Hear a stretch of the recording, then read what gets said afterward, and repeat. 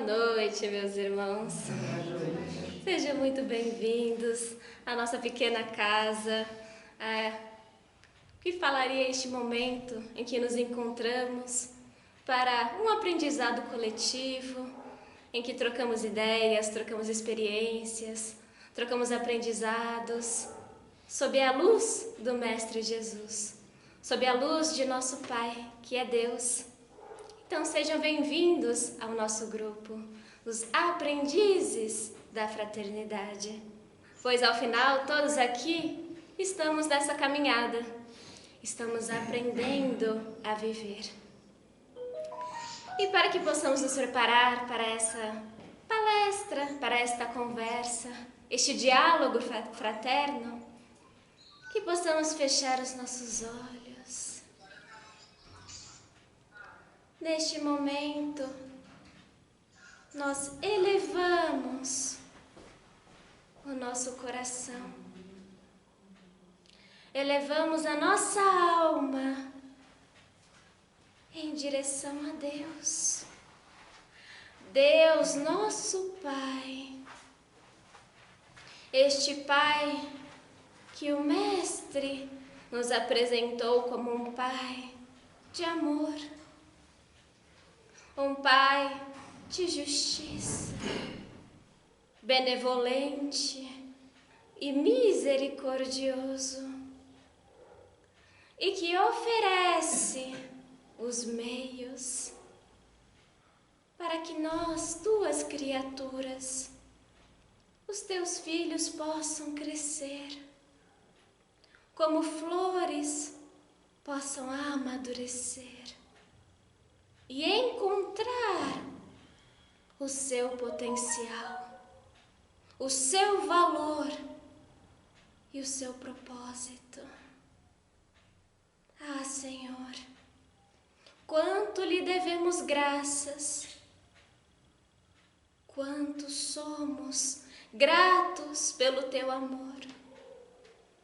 E nós aqui expressamos o nosso amor, a nossa fidelidade por ti, nesta união de pensamentos, de sentimentos, de energias. Nós o amamos, Pai, nós o reconhecemos, reconhecemos a sua grandeza, reconhecemos as tuas obras, a tua providência. Louvado seja o Senhor, e que seja assim feita a sua vontade, a vontade dos céus. E para então darmos por início a mais esta palestra, que possamos fazer a prece que o Mestre Jesus, em vida, nos ensinou, pois nós, naquele momento, não sabíamos orar. Assim dizendo: Pai nosso que estais no céu, santificado seja o vosso nome, venha a nós o vosso reino, seja feita a vossa vontade, assim na terra como no céu. O pão nosso de cada dia nos dai hoje, perdoai as nossas ofensas, assim como nós perdoamos a quem nos tem ofendido. E não nos deixeis cair em tentação, mas livrai-nos do mal, que assim seja. Bom, meus irmãos, o tema da palestra de hoje é Buscai e achareis. Ou poderíamos chamar também de Ajuda-te a ti mesmo, que o céu te ajudará. Bastante autoexplicativo. Como eu já disse anteriormente, para mim, no meu ponto de vista, as palestras de temas morais e religiosos são as mais delicadas de se fazer. Uma vez que o Evangelho, um dos pilares da doutrina espírita, não se resume a apresentar a vida e a obra do Mestre Jesus, de forma a preservar os seus ensinamentos. Mais do que isso, ele se revela como um manual da vida e do viver. Ele representa um roteiro, uma obra que nos convida à autorreflexão, a fim de olharmos para dentro de nós mesmos. O Evangelho sutilmente nos faz um convite de explorar um universo ainda extremamente desconhecido por nós, o nosso universo íntimo.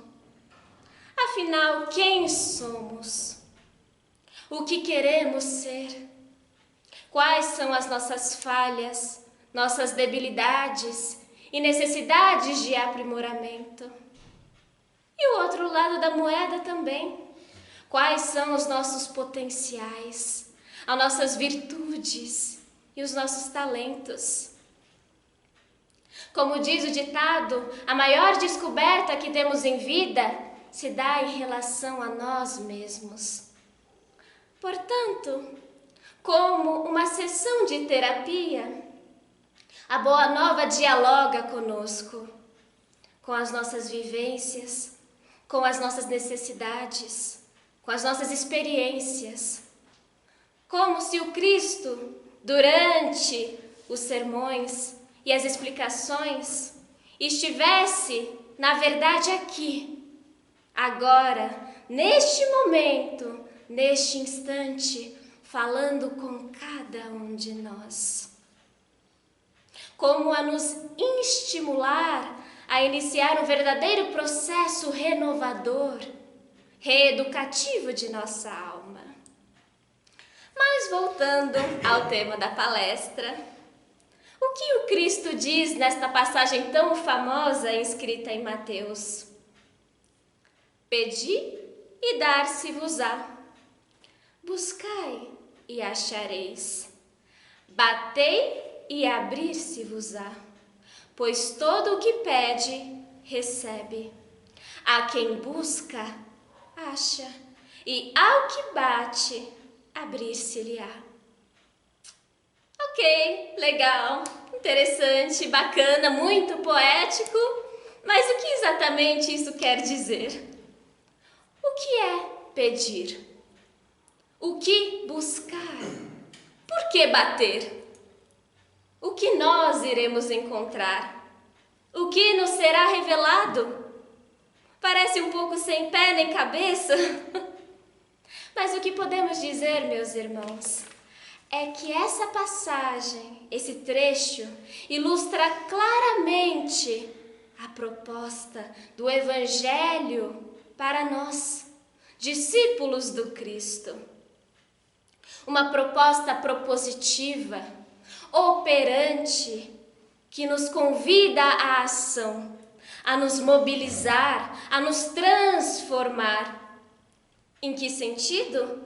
Vejamos os verbos que esta passagem utiliza: buscai, batei e pedir. Todos verbos que reforçam a nossa posição como protagonistas de nossas vidas, de nossas histórias. Existe, por vezes, uma ideia muito equivocada por parte do mundo de que nós, espíritas, cristãos de maneira geral, somos pessoas apáticas, submissas. Até lembro certa ocasião, há muito tempo atrás, em que estávamos discutindo a Boa Nova em uma aula. E uma mulher abordou respeitosamente a instrutora e lhe confessou: olha, me desculpe, mas eu acho que vocês espíritas gostam de sofrer. A instrutora parou, meio assustada, e a questionou: por que você pensa assim, minha irmã? Vocês espíritas são muito passivos, conformados, condescendentes. Os que se dizem cristãos não tomam a iniciativa. Ficam como que à espera de uma força ou vontade superior que resolva todos os seus problemas, impulsionando suas conquistas e responsabilidades.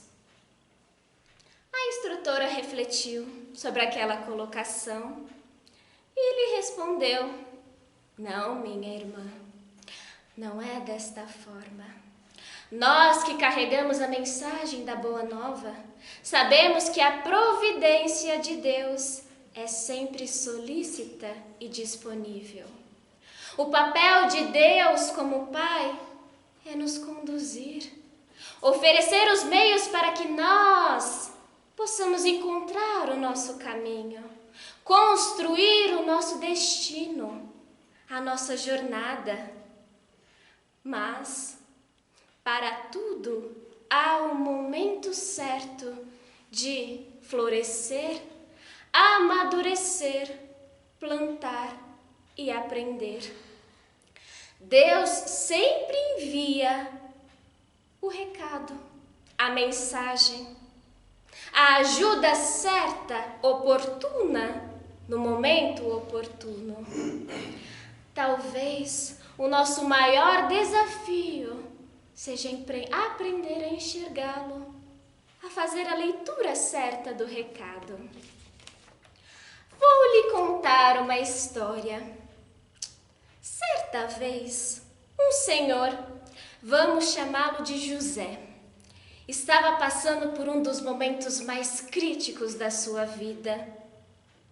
Um desastre de grandes proporções assolava a sua cidade. Um temporal violento destruía tudo ao redor.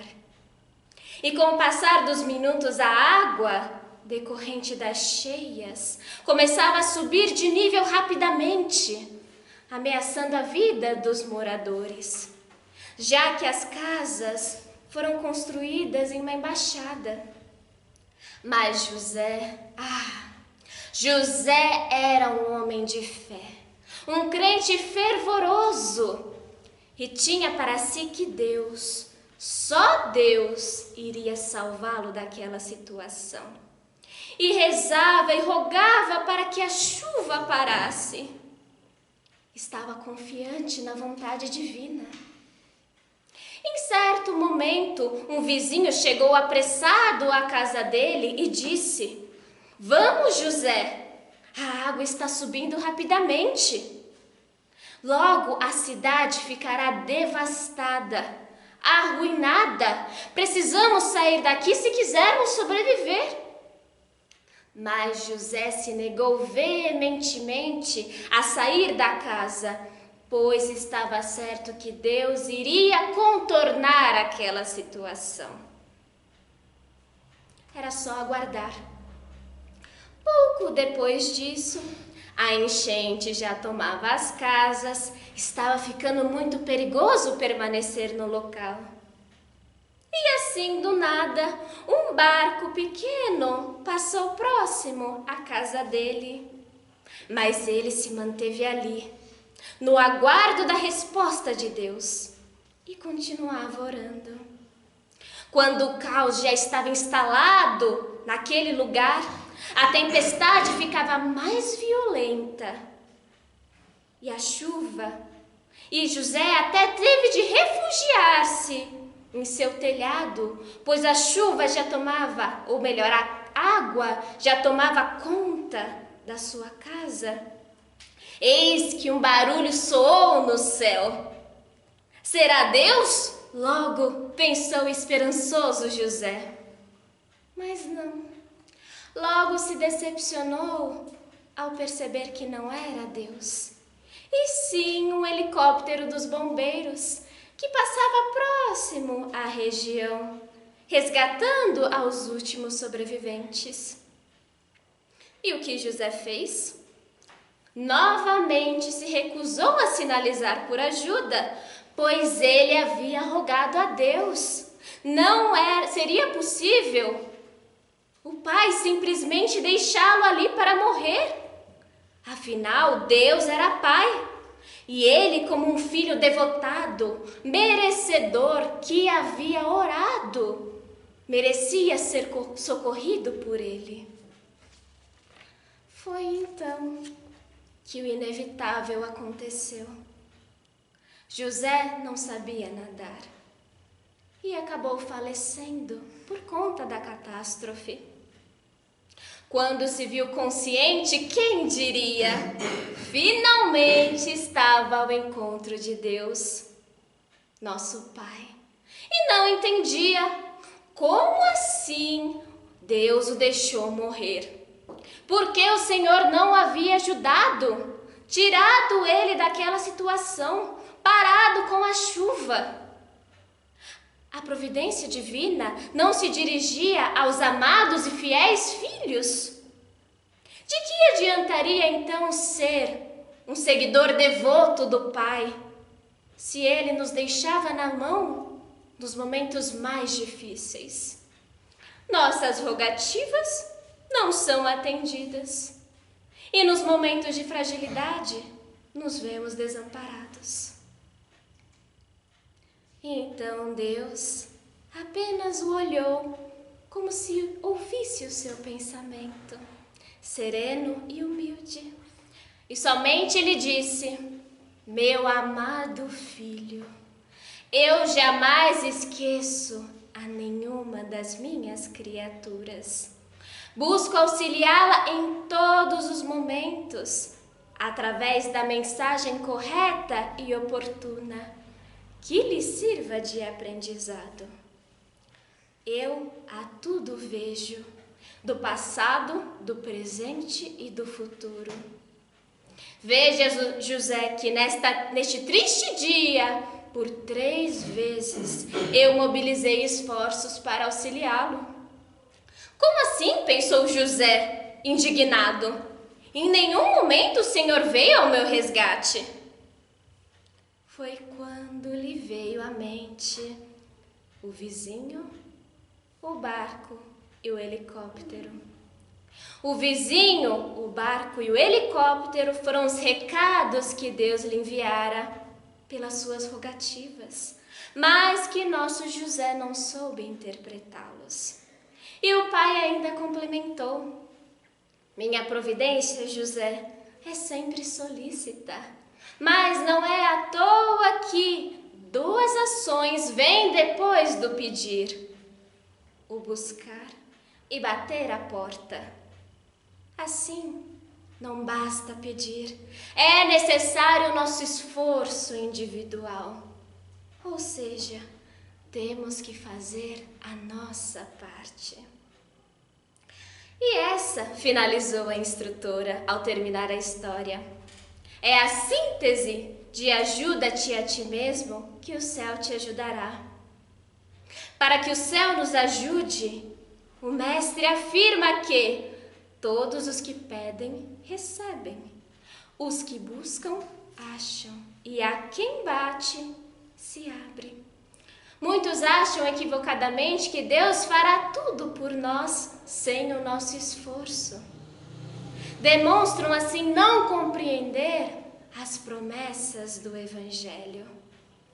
Portanto, minha irmã, nós não terceirizamos a nossa responsabilidade, aguardando que alguém com maior poder, conhecimento e experiência solucione os nossos problemas. O homem é por si só responsável por si.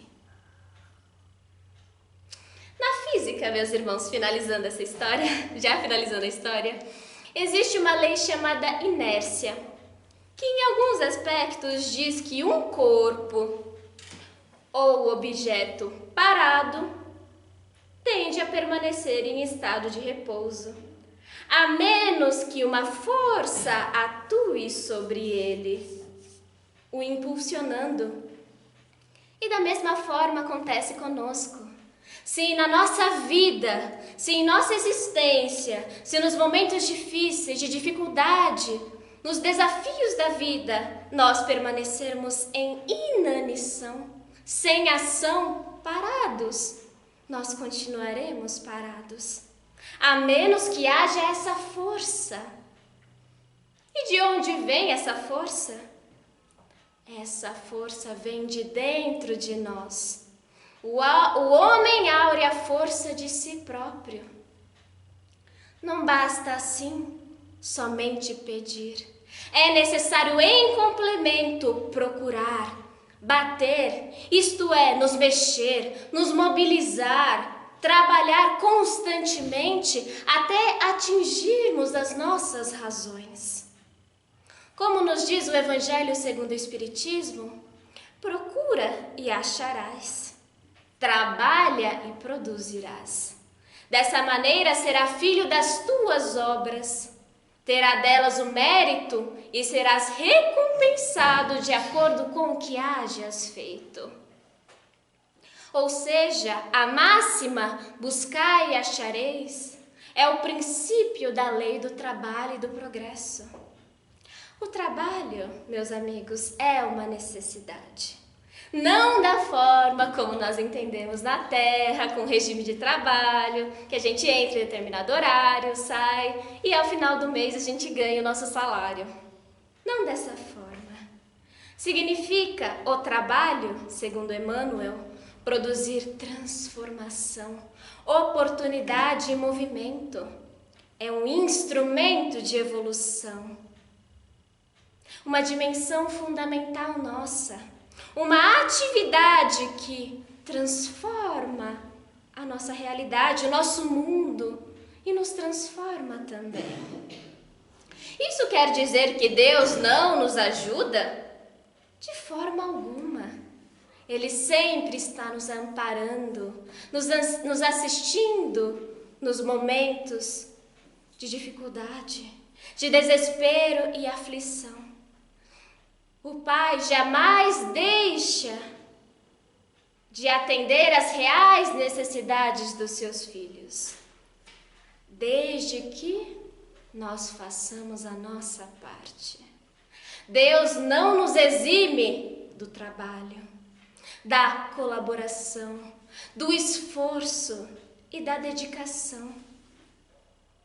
Só que, infelizmente, pela nossa ainda ignorância, não conseguimos compreender as promessas, não conseguimos compreender a providência e a vontade de Deus. E o enxergamos como uma solução mágica para todos os nossos problemas, para todas as nossas questões. E se essa solução ou cura não vem da forma que desejamos, ficamos desiludidos, sem esperança ou mesmo revoltados. Mas será, meus amigos, refletindo agora, que nós estamos verdadeiramente dispostos a colaborar com as forças que nos assistem? Em fazer esse trabalho de parceria entre o céu e a nossa vontade, o nosso esforço, a nossa dedicação? Para finalizar, meus irmãos, assim, oremos sim, confiantes, pois o orar fortalece o nosso vínculo com o Criador, nos torna receptivos, para que a graça divina possa atuar sobre nós, fortalecendo o nosso ânimo, inspirando-nos soluções capazes de atender aos nossos problemas, infundindo-nos coragem, infundindo-nos paciência também, resignação, de modo a levar adiante as nossas iniciativas. E também trabalhemos perseverantes. Fazendo desta forma, todas as portas se abrirão, pois não há obstáculos que não sejam removidos sem o empenho de uma vontade inabalável e uma fé viva e operante. Assim, meus irmãos, depois desta pequena palestra, desta pequena exposição, que buscou nos trazer o ânimo, o bom ânimo, a boa vontade, para sermos os autores do nosso destino, os autores da nossa obra, do nosso caminho. Termos a autonomia de escolhermos aquilo que queremos para nós, para o nosso futuro. Também reconhecendo o amor, reconhecendo a misericórdia de Deus, que nos auxilia, sim, que nos protege, que nos acolhe, que nos conduz nos momentos necessários, mas nos permite escrever essa história. Só podemos assim, por meio da prece, agradecê-lo. Pai, nosso Pai, quanto lhe devemos, Senhor, quanto ainda somos ignorantes, nós pouco o compreendemos. Vós iluminais o nosso caminho neste deserto, o caminho da porta estreita, mas muitas vezes não o enxergamos, não o escutamos e não o sentimos. Encoraja-nos, Senhor, nos fortaleça, nos encha de bom ânimo para enfrentarmos as dificuldades, para movermos as montanhas sobre os nossos caminhos, as pedras dos nossos destinos. Senhor, somos aqui teus filhos, teus amados filhos, em processo de aprendizado, em processo de renovação, de reconhecimento e transformação. Permita-nos, Senhor, ser um instrumento de amparo, um instrumento de amor, um instrumento de misericórdia, pois sabemos que vós nos criastes através do seu amor. Assim, nós somos amor. Permita-nos exercer esse amor, espalhar amor e tecer as redes da solidariedade e da fraternidade universal. Obrigada, Senhor. Obrigada por esta oportunidade de estarmos aqui reunidos. Obrigada pela vida. Obrigada pelo recomeço e pela nossa trajetória. E que assim, para finalizar a esta reunião, a este momento de comunhão de almas irmãs, que possamos então fazer a prece que o Mestre Jesus nos ensinou.